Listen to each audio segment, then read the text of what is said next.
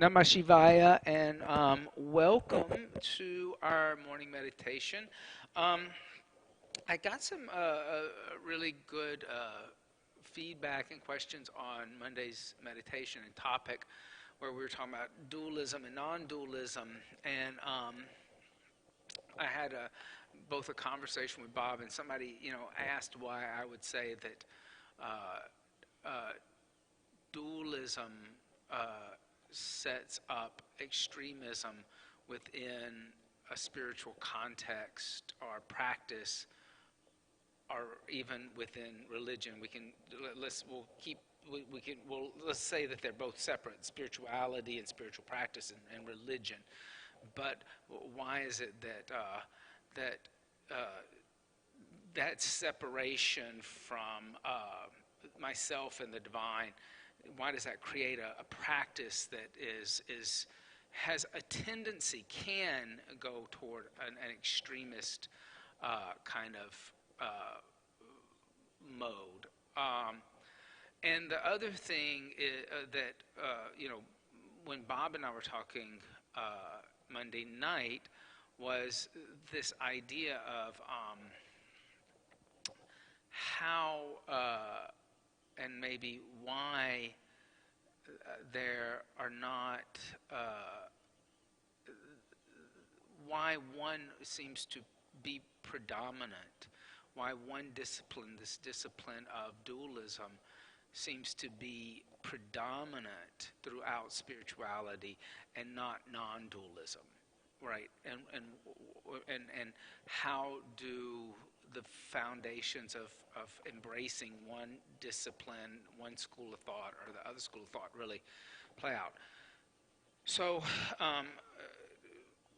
to answer that idea of like why I made that statement, and the person asked me, why did you make that statement? Because they hadn't heard it a lot. In fact, it's to be honest, like when I said that, it's a statement that I'm making based upon my own observation. I've also never heard either a scholar teacher or a spiritual teacher say that dualistic systems set up help to kind of foster extreme practices, extreme ideas of how one should go about being a spiritual person. But when I look at, I constantly keep coming back to this. I come from a tradition that was a moderate Methodist tradition, but I grew up in the Deep South, and I was surrounded by intense Pentecostals and the born-again Christian movements, and much more extreme movements that were based upon the idea that that there was a superiority and an inferiority between the divine and the practitioner. And when you look throughout the traditions that predominantly are practiced within Western culture, Judaism, Christianity, and Islam, that idea of that there is superior and inferior is a thread that runs throughout. That God is either seen as a punisher or a father or a parent, and that you kind of never meet up with the standards that are needed to actually be on the same level as God. So we end up practicing in ways that starts to tries to prove our worthiness, our value, and a lot of times what ends up happening is we end up practicing things that may or may not really matter. I remember when I was about, I guess I must have been about 10, 11 years old. I was in sixth grade. I'm 6, 7, 8, 9, 10, 11 years old. I had a teacher who was a very good teacher, but she was from a Pentecostal tradition, and she was very extreme in her, like, the way she even presented herself. She refused, like, wouldn't wear makeup, wouldn't wear jewelry, wouldn't wear, only wear skirts. She, like, her husband was the the supreme dominant force within the house, and she wasn't allowed to cut her hair. She was very good school teacher, but there was, she was very open about her practices, and they were just extreme. They were extreme to the majority of the people, and all these children in the class. We all kind of were like, whoa. But it was, it was a tradition where, you know, she was seeing herself as an inferior.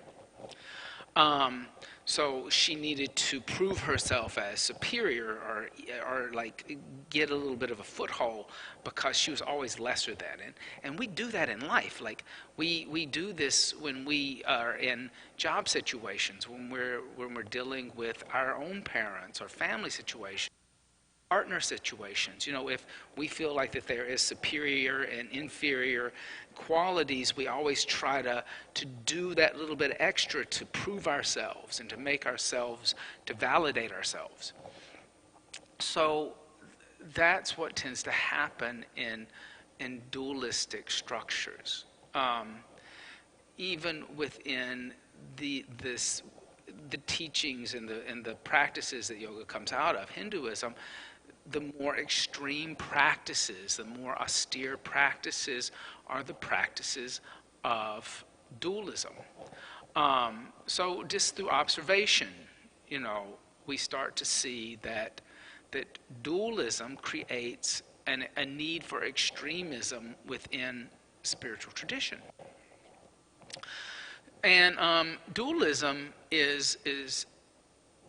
has probably gotten more attention, has gotten stronger teachers, mainly because it feeds into our own insecurities, right? Like if I'm in a system where I am told I have to do better, that I have to always improve myself, and that I'll never really be equal to that is superior, that feeds into my natural insecurities and complexes of value that I have as a human being, that I just come to the table with. It's the other side of the ego. When we talk about ego in yoga, a lot of times when we talk about ego in yoga, we're only talking about the person who wants to stand in the middle of the room and do a handstand where everybody can see them and praise them. But the ego works in the opposite direction, where I devalue myself. I devalue, like, my worth and what I have to offer, and I don't think very highly of myself. That's the ego working also. It's just working on the flip side of the coin. It's very easy to point out egoism in terms of narcissism, but egoism in terms of always somebody who's putting themselves down, or not really seeing their full potential. That is another form of the ego eating away at really the true confidence of the self. So dualism and dualistic teachers, they get a foot in because, it feeds into, how we don't really believe in ourselves. And when I say ourselves, I don't mean that on some pop culture level. I mean the self. We don't believe in ourself. We don't believe that we're that, we don't believe that we're the self with a capital S. We see ourselves as the small self. And so they've had more of an audience. Their audience is bigger. When we start talking about a practice based in non-dualism and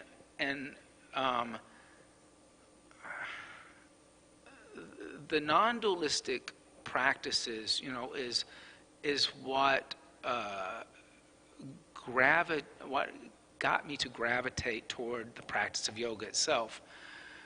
But it was also, like, psychologically for me, the hardest thing in the world to embrace. Starting with the idea that I had to kind of value myself, that I had to see that there was some kind of potential within me that God wasn't judging me, that God wasn't my father or punisher, or that there was never superior and inferior, that there was actually equality and an even playing field to have a relationship with the divine. But I had to see that that was possible, that it wasn't the divine's place to tell me that it was possible. It was that I had to accept that I could be on that level. But then the hardest part, like, that sounds like it's hard enough, like that, you have that same energy in you that is setting the universe in motion. But then, that next step in a non-dualistic tradition is that if that is in me, and, as with all of my flaws and shortcomings as a human, then it's in every other human. And that's where, non-dualism gets really tricky, because it really means that you have to think about and rethink your relationship to others. And it's sometimes easier to start with humans because, it's other humans we have conflicts with. It's other humans we dislike. It's other humans that we don't like their politics, or we don't like their thought process, or we don't like how they operate in society. And so it's very easy to first dislike or even quote unquote hate somebody else because of the way that they are acting within the world. And then, if you're coming from a dualistic point of view, it's very easy to say, well, they're evil, they're bad, they're not right, they're crazy. That, you're able to attach inferior and, making yourself superior and then making them inferior to justify your feelings. Whereas in a non-dualistic system, when you're confronting with those beings that you don't agree with, that you don't particularly like the way that they act, that you don't particularly want to be around or be a part of their energy, you have to, go a little bit deeper and see that they have the same divine energy in them that you have. And this is the moment where we move into compassion, that we see that there is equality between them and us, that I have flaws, they have flaws, and they probably don't like my flaws either. And I have to see also the potential and value in them. I have to see the divine within them. I particularly believe that that's where you have to start. You have to start with other humans. Then it's very easy to step out of that relationship with other humans and see it within the natural world, animals, environment, um, the things that you don't have direct conflict with on a daily basis. You start to embrace that everything that you're experiencing is a form of divinity, and it's all equal. And that becomes the practice, right? You don't have to go into an extremist thing where you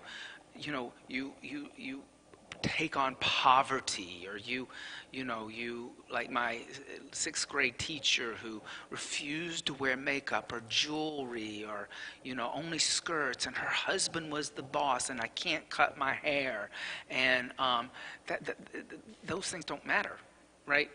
They don't matter, because you kind of start to realize that even the jewelry is God, right? If it's a precious stone or a seed, it's God. So it doesn't matter whether you wear jewelry or not. If you don't want to wear jewelry, don't wear jewelry. If you want to wear jewelry, wear jewelry. But don't make judgments on others if they wear jewelry, and don't make judgments on yourself if you want to wear the jewelry, because it's all divine. It's all divinity. So that gets to be the practice, and that's really super difficult, because every time you get yourself into a situation where those darker human emotions, those shadow emotions of anger, jealousy, fear, rise up, then you have to call back into your practice and go back onto the idea that subject and object have found a level playing field and become one. That there is no more subject and object. That everything you and around you is divine. And then that leads to that statement of aham brahmasmi, I am God. It's not, but if I can say I'm God, then that means I have to accept that everybody else and everything else is too. So it's not putting me on a pedestal. It's actually raising us all up to that level of the superiority, that playing field is level again. So you have to then let go of these ideas of that you hate your brother and sister because they're conservative Republicans, or you hate your brothers and sisters because they're from a tradition in Islam that is harsh. You have to have compassion for them and see that you're capable of falling into those same pitfalls of dualistic attitudes that lead to extremism. That is what that is. And I think that once we start to embrace this idea of non-dualism, we can find harmony within ourselves and with those around us. Unless we really start to embrace the idea of a non-dualistic universe, not just a world, but a universe, then we're always going to have conflict within ourselves and conflict with those around us, because we're having somewhat of a conflict with the divine, even if we are the greatest of bhaktis in a dualistic system. there's still a slight conflict happening, that you're never going to be good enough. It's the hidden message behind dualism. Um, and it's something that each person has to really, answer for themselves. I can't answer it for you, but I can tell you that out of all the spiritual practices I've ever practiced, that non-dualism is the hardest. It's by far it's the simplest. It's by far the simplest practice I've ever practiced, because then everything you do has a divine connection. But it's by far the hardest, because every time you experience negative emotions, you have to re-tap back into, I got to let go of this, because I have to see the divinity in what I'm having conflict with. I can't see it as other or separate or inferior to me. I can't keep creating the step system that dualism creates. God, myself, and those that are not closer to the divine than I am, because of realization. So that they're very interesting conversations. They're things to really think about, and if you're looking to start a non-dualistic practice, a lot of the teachings of Ram Dass were non-dualistic. Sri Brahmananda Saraswati was a non-dualist. Yogananda taught a non-dualistic system. So there are teachers out there and disciplines that taught and still teach non-dualism. You have to dig a little deeper and ask a few more questions and really see what they're saying. Whenever you hear that word, the oneness of being, or that term, the oneness of being, you all of a sudden know that you're in a non-dualistic system.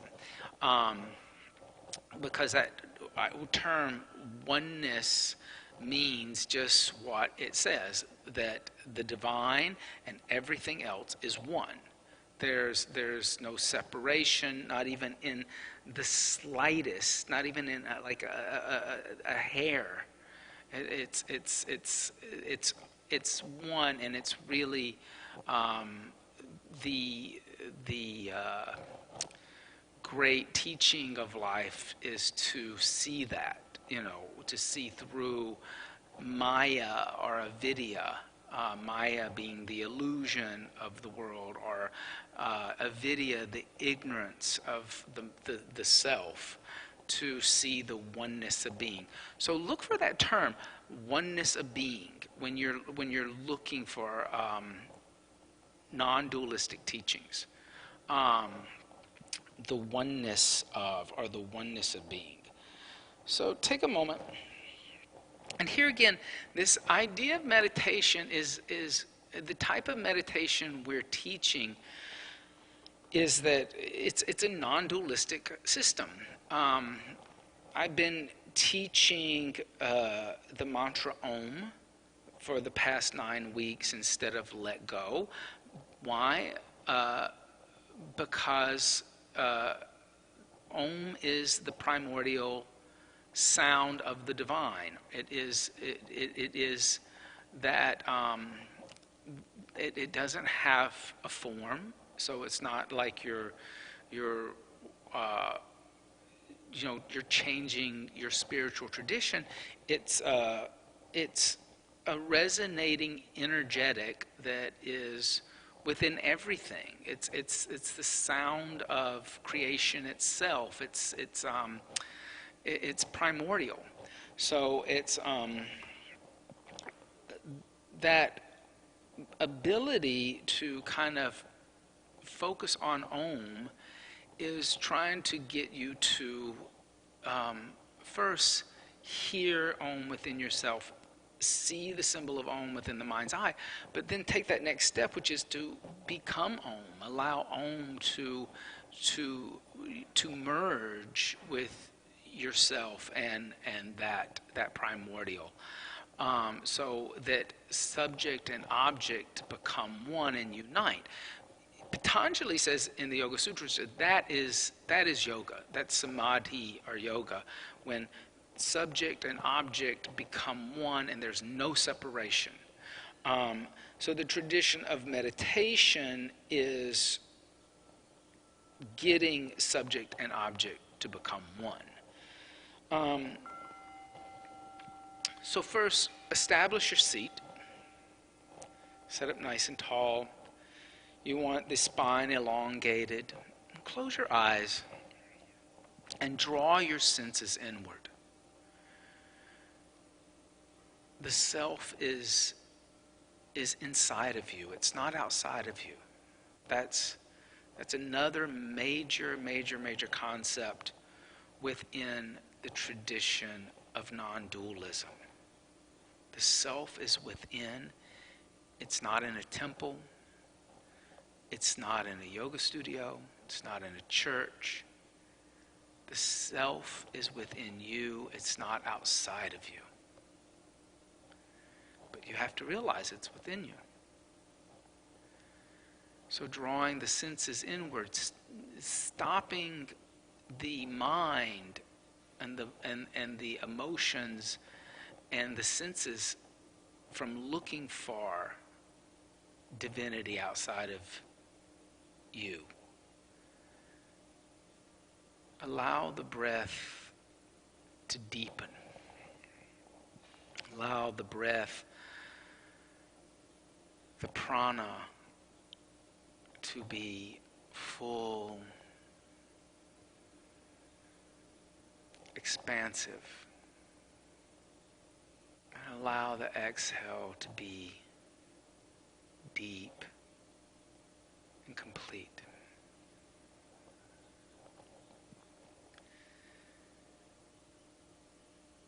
With your inner ear, hear the sound of Om within yourself as you inhale.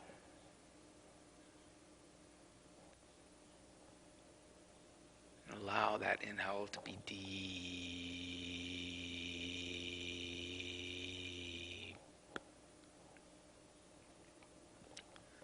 And as you exhale, with your inner ear, hear the sound of Om within yourself.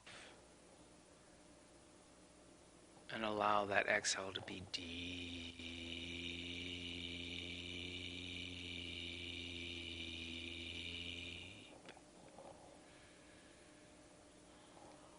Inhaling the sound of Om.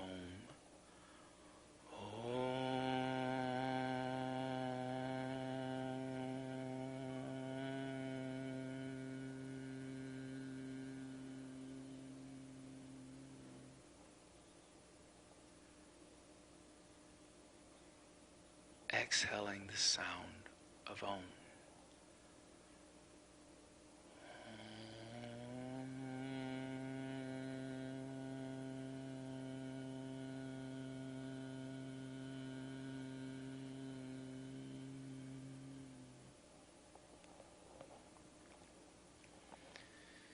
Inhaling the sound of Om.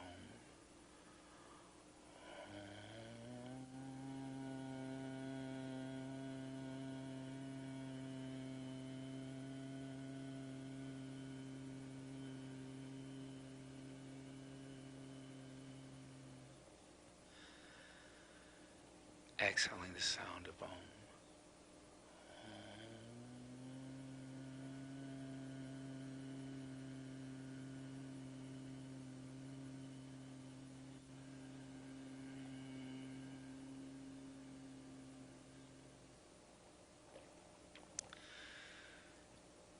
As you inhale the sound of Om, see the symbol of Om within the mind's eye, as a golden symbol in the darkness. Hear the sound of Om as you inhale.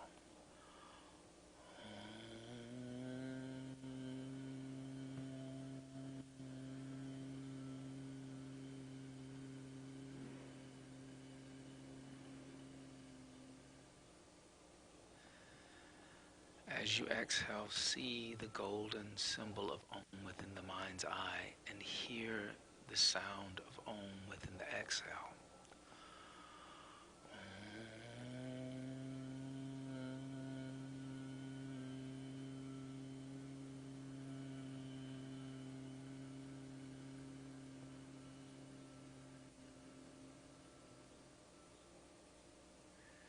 Continue to inhale deeply.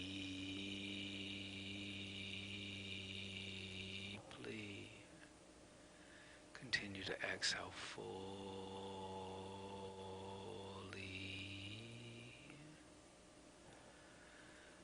Continue to hear and see the symbol and sound of Om within the body on the inhale. Continue to see and hear the sound and symbol of Om on the exhale.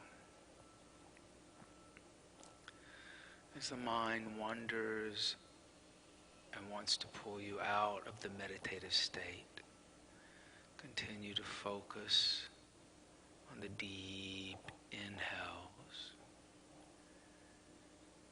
and deep exhales, and focus on the mantra of Om and the symbol of Om.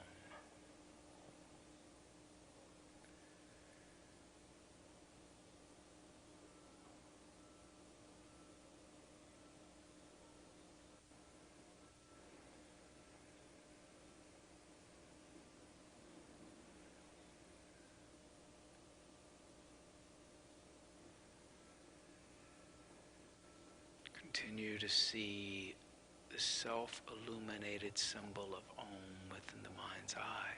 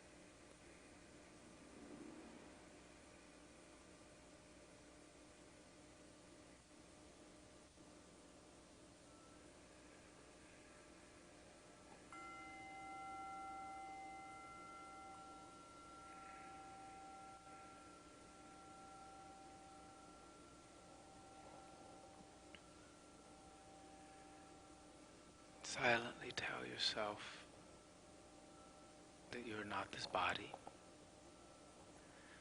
Silently tell yourself that you are not this mind. Silently tell yourself you are not these thoughts.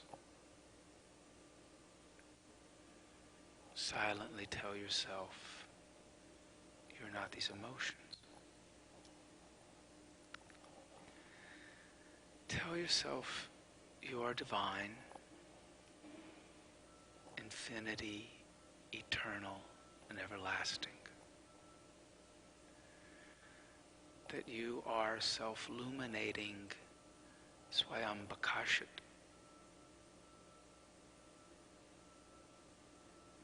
Just as that symbol of Om had internal light, you have internal light. You are the same as that self-illuminating symbol of Om.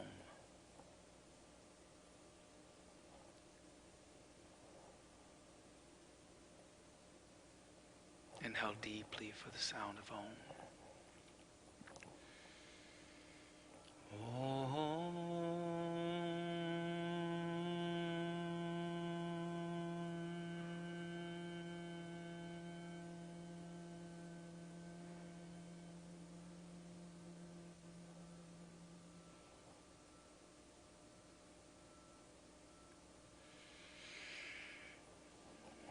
Bringing the hands together in prayer, bowing the head slightly to meet the hands, giving thanks and praise for the teachings of yoga from the past, the present, and those that are still yet to be revealed.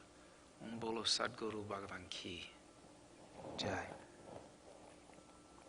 Gently open the eyes. So it was lovely having you, being with you today, and having you here. And think about those practices that I told you. That when you're faced with challenging moments, see that other person as divine, same as you, equal to you, equal to divine, and that will become a hard enough sadhana. That sadhana, there's no ritual to it. There's no kind of external thing that goes on. It's all internalization. And it's the hardest thing you'll ever do. It's the hardest thing you'll ever work on. Work on seeing yourself as that internal light, that divine radiant source. That's going to be the hardest thing you've ever done out of all your sadhanas. Because it's getting the mind to rethink what you think you are and who you are and what you are and your limitations. Be love, and I will see you tomorrow.